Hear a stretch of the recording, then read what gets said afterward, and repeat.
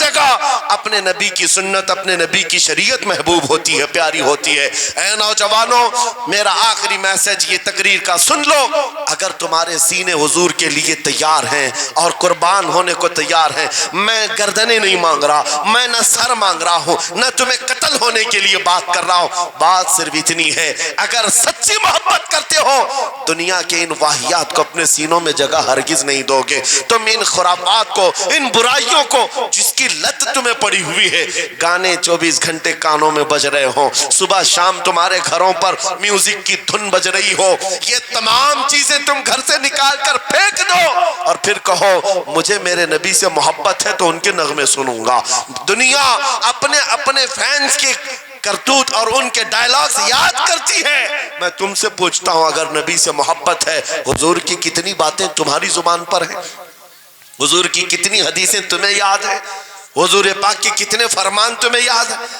یاد رکھو جس کو محبت ہوتی ہے اس کی ہر چیز سے محبت ہوتی ہے، اس کی ہر چیز سے محبت ہوتی ہے۔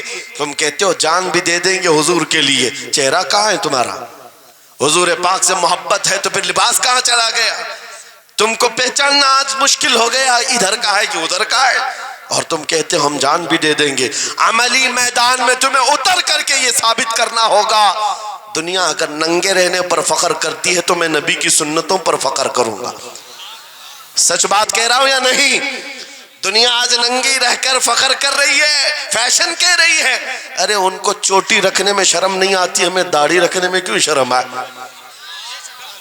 کسی کو بالیاں پہننے میں، چوڑیاں پہننے میں شرم نہیں آتی۔ آج کئی نوجوانوں کو دیکھا ہے وہ پتہ نہیں مرد سے کیا بن گئے، تیسری مخلوق بن گئے، پھر بھی انہیں شرم نہیں آتی، اور تمہیں حضور کی سنتوں پر کیوں شرم آئے؟ بس بات یہ ہے سچی محبت کرو۔ ایک سوال کرتا ہوں آپ سے، اگر دنیا حضور کے غلام کہے آپ کو تو آپ کو برا لگے گا؟ کسی کو برا لگے گا؟ ارے بلکہ ہم تو یہ کہتے ہیں دنیا ہمیں پہچانے تو حضور کے دربار کا کتا کہہ کر پہچانے، سکے طیبہ سب کہہ کر کے پکارے بے دم، یہی رکھی ہو میری پہچان مدینے والے۔ ہم تو دعائیں کرتے ہیں کہ دنیا ہمیں حضور کے دربار کا کتا کہہ کر پہچان، ہمیں اعتراض نہیں، برا نہیں، بلکہ ہم تو زندگی کی سعادت سمجھتے ہیں۔ اگر تمہیں برا نہیں لگتا حضور کی غلامی پر، اور کوئی غلام رسول کہہ کر پکارے برا نہیں لگتا، آ جاؤ کھل کر کے غلامی کرو، کھل کر غلامی کرو۔ آؤ حضور پاک صلی اللہ تعالیٰ علیہ وسلم کے ان بتائے ہوئے خطوط اور راستوں پر چلتے ہیں، ہم پھر اسی راستے سے اپنا کھویا ہوا وقار حاصل کر سکتے، اپنی کھوئی ہوئی عزت حاصل کر سکتے۔ عجب چیز ہے لذت آشنائی۔ گفتگو ختم کرتا ہوں اس بات پر، تھوڑی سی بات رہ گئی۔ امام اعظم ابو حنیفہ رحمۃ اللہ علیہ کے پاس کوئی شخص آیا اور کہا کہ سنا ہے مومن صادق، سچا مومن عاشق رسول جب دنیا سے جاتا ہے اس کی روح نکالنے کا طریقہ الگ ہوتا ہے، اور ایک بدبخت گنہگار یا کافر و مشرک کی روح نکالنے کا درد الگ ہوتا ہے۔ روح نکالنے کا فرشتہ ایک ہے، دونوں کی تکلیف الگ کیوں ہے؟ آپ کو شارٹ کٹ جواب دیا گیا اس آنے والے شخص کو۔ امام نے کہا جا سورہ یوسف پڑھ لے تجھے سمجھ میں آ جائے۔ وہ بندہ گیا سورہ یوسف پڑھا، کہا اس میں تو موت کا کہیں ذکر نہیں، کیسے نکالی جاتی؟ کہا پھر پڑھ کے آ، پھر پڑھ کے آیا، کہا اس میں کہیں ذکر نہیں۔ کہا کیا پڑھ کے آیا؟ اس میں تو یوسف و زلیخا کا قصہ ہے، حضرت یوسف علیہ السلام کا پورا واقعہ ہے۔ کہا کیا یہ واقعہ تو نے پڑھا کہ زلیخا یوسف علیہ السلام پر ایسی فریفتہ ہو گئی، محبت میں فدا ہو گئی کہ ایک دن سارے شہر کی عورتوں کو دعوت پر بلایا اور سب کے ہاتھوں میں لیمو دیا اور چاقو دیا۔ یوسف علیہ السلام ایسے حسین و جمیل تھے جو ایک بار دیکھتا تھا ٹکٹکی باندھ کر پلکیں جھپکانا بھول جاتا تھا، ان کا حسن ایسا تھا۔ زلیخا نے یوسف علیہ السلام کو تیار کر کے اس وقت بلایا جب ساری عورتیں محل میں بیٹھی ہوئی تھیں، سب کے ہاتھوں میں لیمو اور چاقو، یہ قرآن پاک میں موجود ہے۔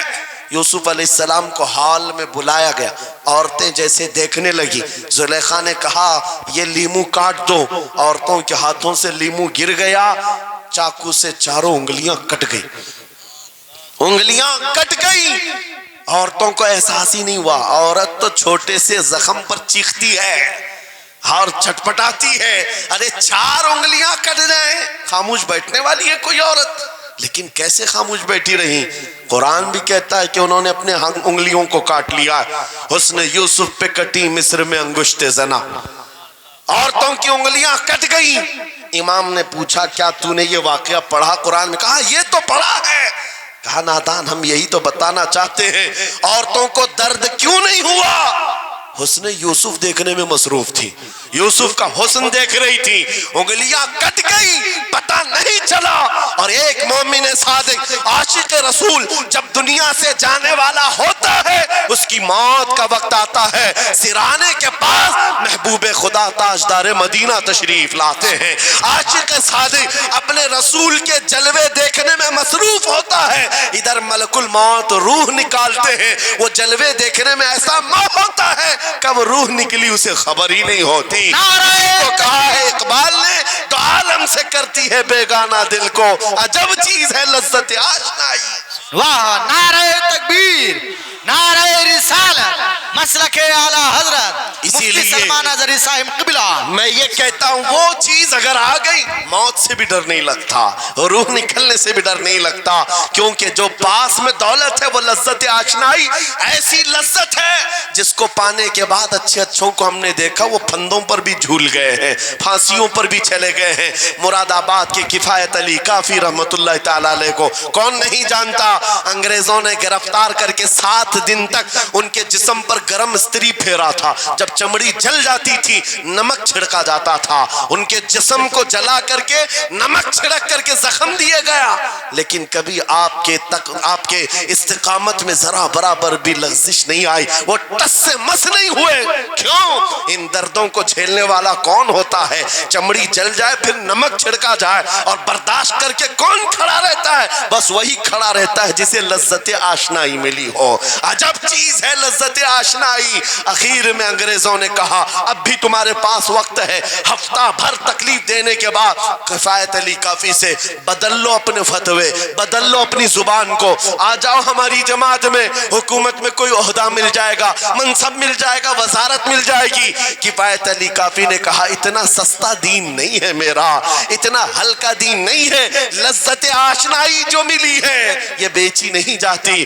انگریزوں نے کہا پھر تیار ہو جاؤ, پھانسی کا پھندا تمہارے لیے تیار ہے. آپ نے مسکرا کر کہا اس دن کا تو انتظار ہے, اس دن کا تو انتظار ہے. اسی لیے میں کہتا ہوں مومن کے لیے موت حادثہ نہیں, ان کے لیے حادثہ ہے جن کے مرنے کے بعد جلنا ہے, جلنا ہے, جلنا ہے. مومن کے لیے موت تو تحفہ ہے. ادھر آنکھیں بند ہوئی, ادھر مصطفیٰ کی زیارت ہوئی ہے. کفایت علی کافی پھانسی کے پھندے کے قریب بھی چلے گئے.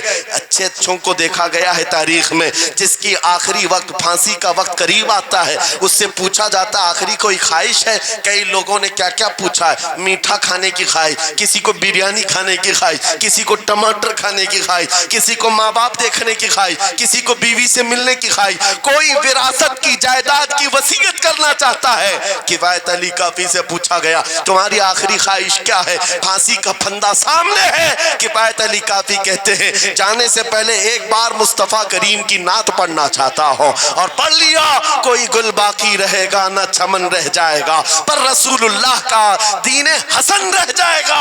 سب فنا ہو جائیں گے کافی وہ لیکن حشر تک نام حضرت کا زبانوں پر چلن رہ جائے گا. پھانسی کے پھندے پر چڑھ گئے, کوئی تکلیف نہیں, کوئی درد نہیں, پیشانی پر کوئی شکن نہیں. اسی چیز کو میں پھر کہتا ہوں اور گفتگو ختم کرتا ہوں, تو عالم سے کرتی ہے بیگانہ دل کو عجب چیز ہے لذت آشنائی. آؤ مانگتے ہیں وہی لذت آشنائی بارگاہ الہی میں, عرض کرتے ہیں مولا کچھ ایسا کر دے میرے کردگار, آنکھوں میں ہمیشہ نقش رہے روئے یار آنکھوں میں. انہیں نہ دیکھا تو کس کام کی ہیں یہ آنکھیں کہ دیکھنے کی ہے ساری بہار آنکھوں میں. اٹھو قوت عشق سے ہر پست کو بالا کر دو, دہر میں نام محمد سے اجالا کر دو. لبیک یا رسول اللہ, لبیک لبیک لبیک یا رسول اللہ, لبیک لبیک لبیک یا رسول اللہ, لبیک لبیک لبیک یا رسول اللہ, لبیک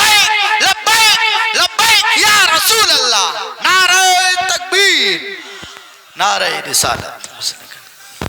بس ہماری گفتگو ہو گئی، لیکن مجھے ابھی یہ اطلاع ملی کہ اس علاقے میں مرشد گرامی حضور تاج الشریعہ رحمت اللہ تعالی علیہ نے مدرسے کی سنگ بنیاد رکھی.